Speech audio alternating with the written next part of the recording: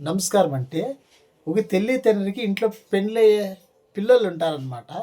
వాళ్ళకి పెళ్ళి చేయాలనేసి ఆ తెల్లి తండ్రి అనేవాళ్ళు మాట్లాడుకుంటా అంటారు. ఆ మాట్లాడుకునేది ఏం చేస్తారంటే ఆ పిల్లలు వినేస్తారు.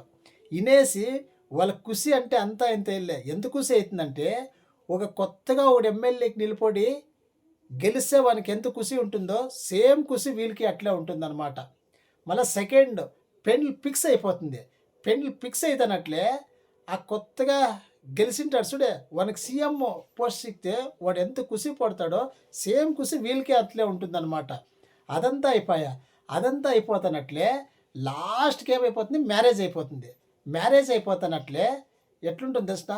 ఎవడన్నా గవర్నమెంట్ అఫీషియల్స్ లేదా ఒక రాజకీయ నాయకుడో ఒక పెద్ద అగాధంలో సిక్కేసుకుంటే వానికి ఎంత కష్టం ఉంటుందో సేమ్ కష్టం వీళ్ళకి ఉంటుందండి. నమస్కారం. ఈ వీడియో మీకు నచ్చినట్లయితే మా వీడియోకి సబ్స్క్రైబ్ చేసుకోండి. నమస్తే.